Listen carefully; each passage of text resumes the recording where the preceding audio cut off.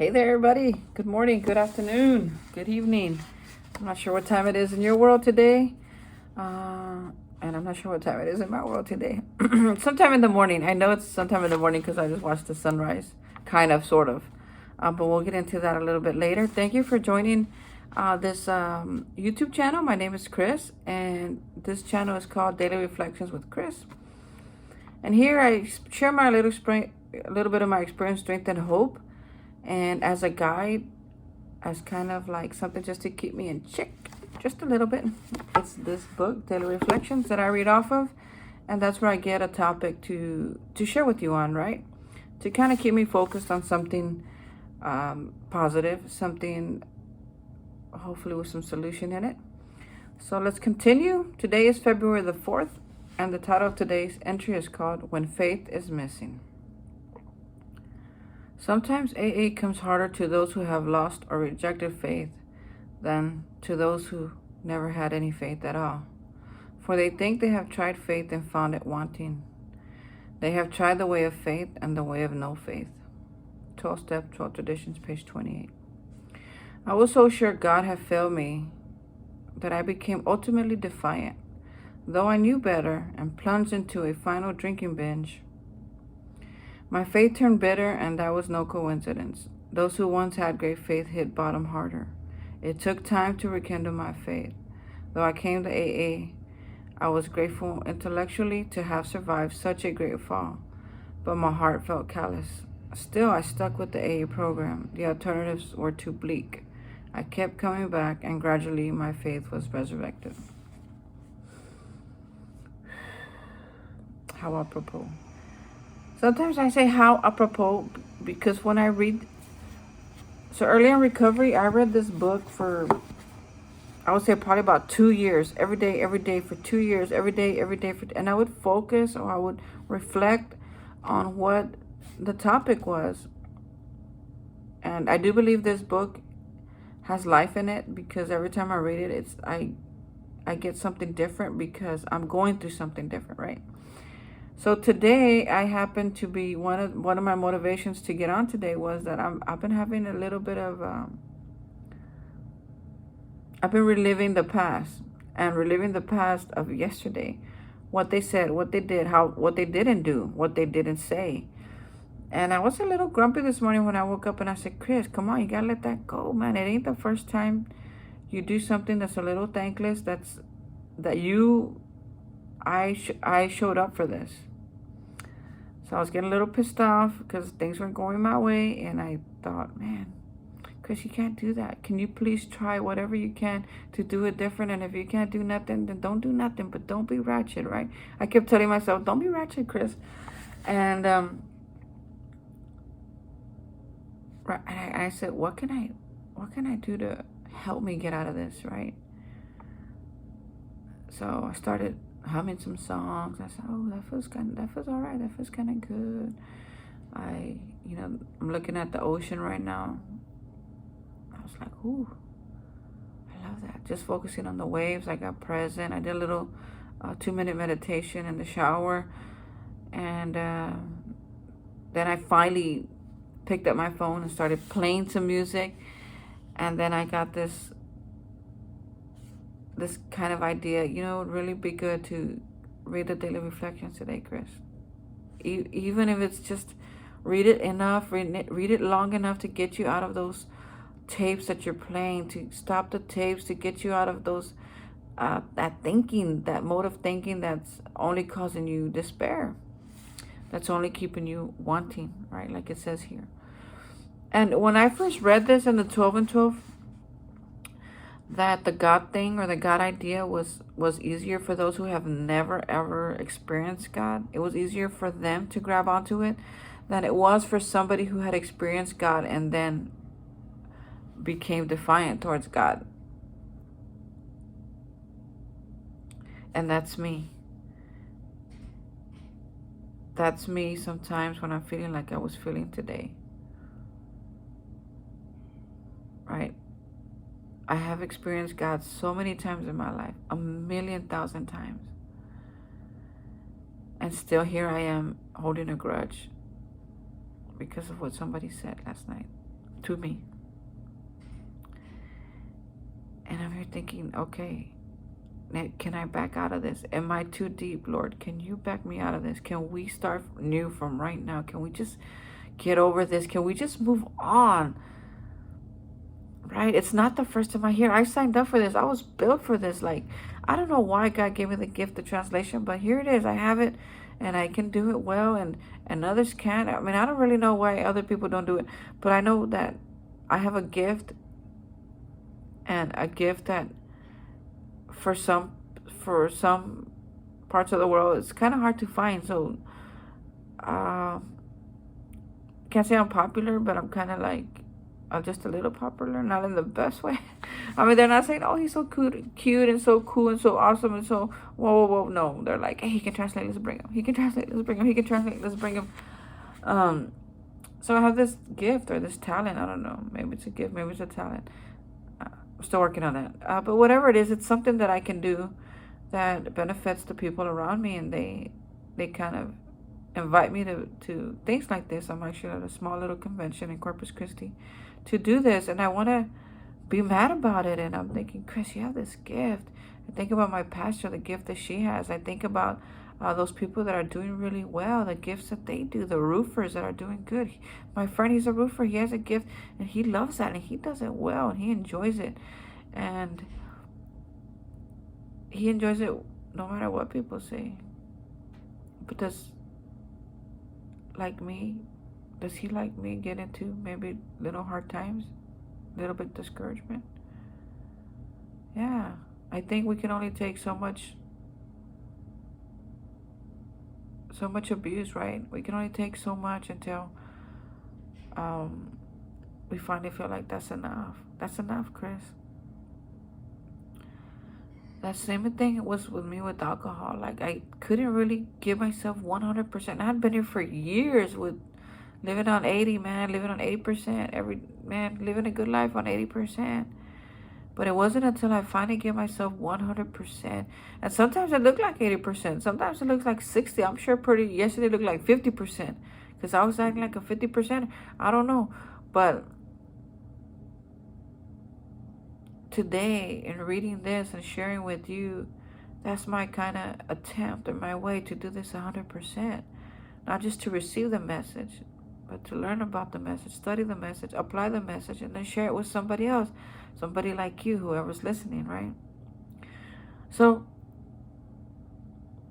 if I read this like in the tense of yesterday or this morning, let me read it like it was this morning. Okay? I'm going to read it like it was this morning and see if it makes a difference. I am so sure God has failed me. I know better, but I'm plunging into grudge. My faith has turned bitter, and it's no coincidence. I that once have faith have hit a hard bottom. It's taken me time to rekindle my faith. Though I am in AA, I am grateful intellectually to have survived, but my heart still feels callous. Still, I will stick with the program because my alternatives are too bleak. I'll keep coming back, and gradually my faith will be resurrected. See, the gradually came when I said, I need help. The gradually started when I started humming in the restroom, in the bathtub, when I started playing the music, and then I got the idea to this. See, gradually it can happen. It can happen over a matter of days. It can happen a matter of over weeks. It can happen over a matter of minutes, a matter of seconds. My pastor continues to encourage us to keep doing, because in due season, that we'll reap the harvest, right? That we'll harvest what we've sown. And she also reminds me that due season is not on the calendar. In other words, if I'm going to get out of this today or tomorrow or next week, I don't know. It's not on the calendar. But if I can apply something like a reading, if I can put some effort into it, right? In Espanol se dice esfuerzo. Esfuerzo is more than effort. It's a determination that I'm going to go something because I have a desired outcome. And the desired outcome is to live happy, useful, purposeful life. And I don't want to be holding on to this grudge anymore. I don't want to keep reliving these tapes of yesterday anymore. I want to move on from that. I am determined to just do that. Because if I can do that, I can set the ball rolling, right? For a greater day. And just, it's already rolling. I already got this little tiny ball, and it's rolling, and it's rolling, and it's rolling. And I can almost guarantee you that by the end of this video, it's going to be about this big. And I'm just going to keep rolling it down the hall. I'll probably go out there and sit by the bay. Probably go get me some breakfast and a good cup of coffee. It's going to get good. It's going to get good. But I'm going to put effort to it because I'm determined. See, 12 alcoholic, any recovery program is going to take action. Even if it's just therapy, you're going to have to go to that therapist. You're going to have to tell them the truth. And then you're going to have to apply whatever suggestions they have. The same thing with a recovery program of 12 steps, like AA, like NA, like CA, like SOAA, like COA. I mean, there's so many A's, right? There's so many 12-step anonymous programs out there that will help you recover from whatever it is that you need to recover from. Maybe you go to church, get plugged in. They have programs like this there too, right? You go to the therapist, do it. Try to be honest if you can and try to apply what they say. Try to take into consideration what they're telling you, if that's the route you want to go.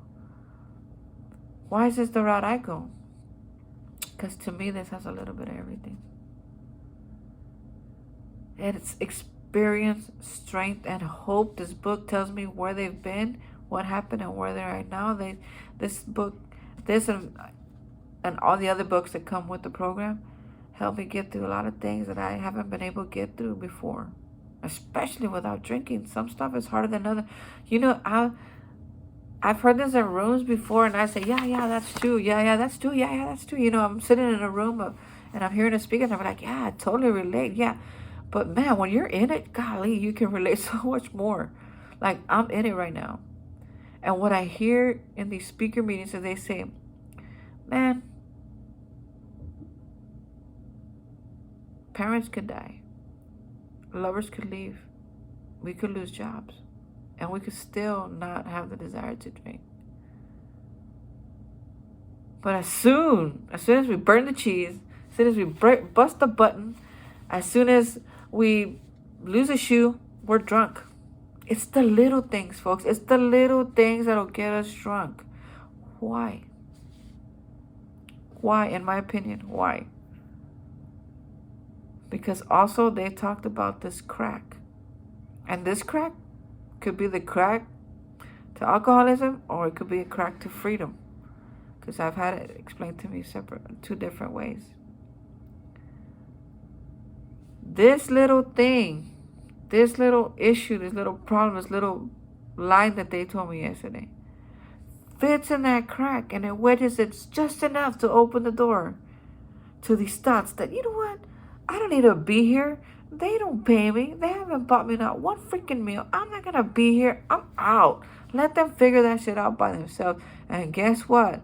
With thinking like that, I can almost guarantee you, before I get to San Antonio, I will be crazy or drunk.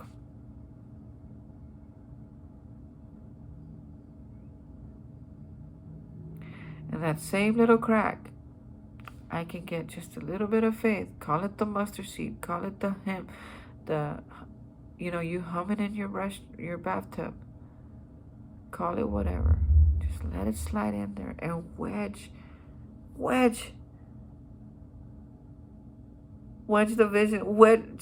Wedge the crack enough to get a little bit of faith back in here to tell me, Chris, you're gonna be okay, man.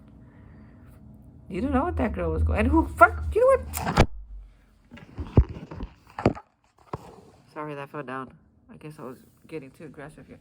You know what? Forget about what that girl said. Just forget about yesterday. It's no big deal. Nothing really, just keep it moving. Let's go. Let's look forward to a better tomorrow, a better future, better right now, a better 5 minutes from now, a better breakfast than yesterday. Just a better day. And that's what hope is. I read one day that hopelessness is not being able to see past the reality of right now. You know, that thinking that it's never going to be different. It's never going to get better. My life's always going to suck. I'm never going to have enough money. That is hopelessness. Hope is when you can be like, yeah, I might have messed up. I ain't got too much, but I'm going to make it. Man, God is big, and He will provide everything that I need at all times of my life. And I believe in that, and I trust in that.